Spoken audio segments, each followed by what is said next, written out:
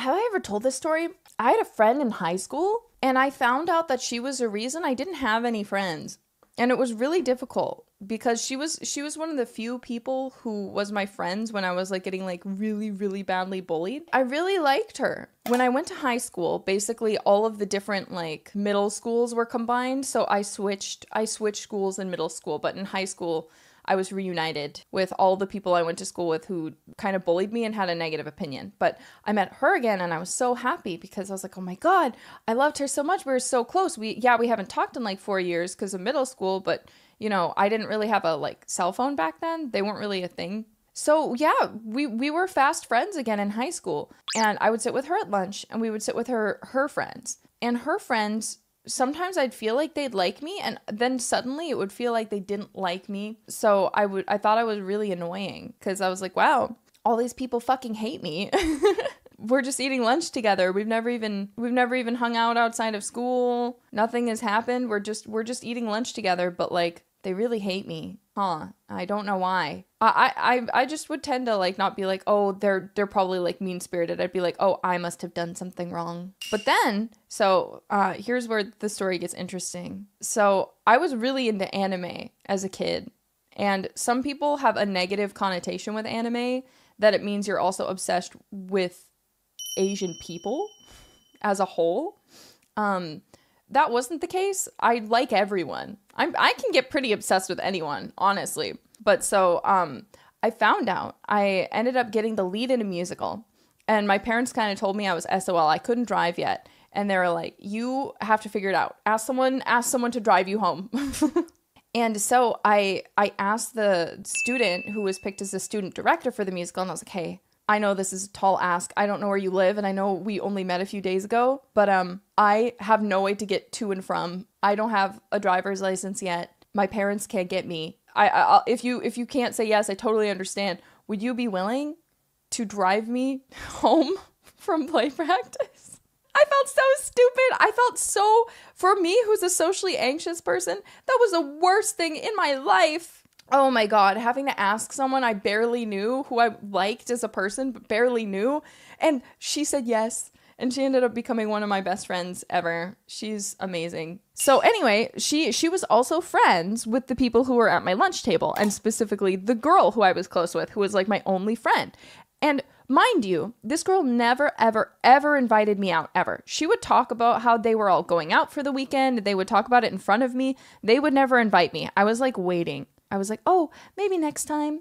Maybe it's, the plans were just already set in stone. And I would never take it too personally because I already didn't feel confident about myself. So I was like, yeah, I probably wouldn't have been able to come on anyway.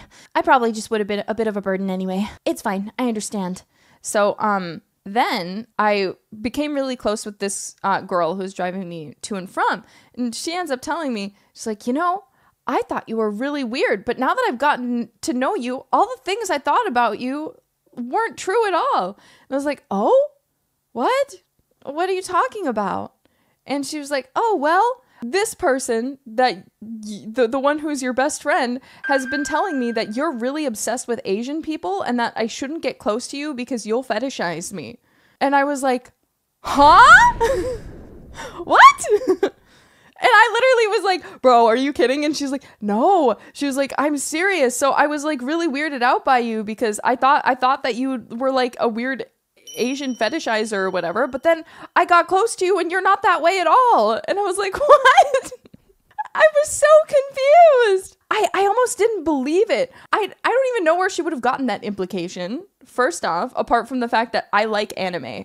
But to tell that to someone else whom I barely knew and like spreading a rumor like that. And then I told her, obviously she realized too, we both kind of sat there and in that day we talked a lot. And she realized, she was like, that's actually really fucked up now that I'm thinking about it. Then we ended up asking a different person in the friend group.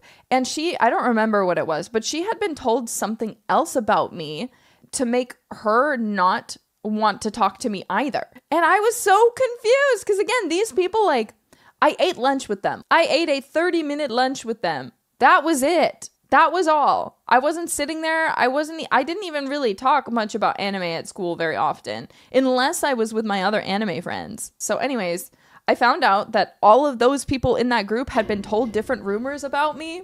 So I was very hurt because, again, this person, she was a girl who was my like one friend when I was getting really bullied in elementary, and then my first friend again when I went back to high school. And we were in choir together. We did musicals together. We sat with each other. Like, I told her things that were like extremely close and personal to me, only to find out that she'd been saying all these awful things about me. It was crazy.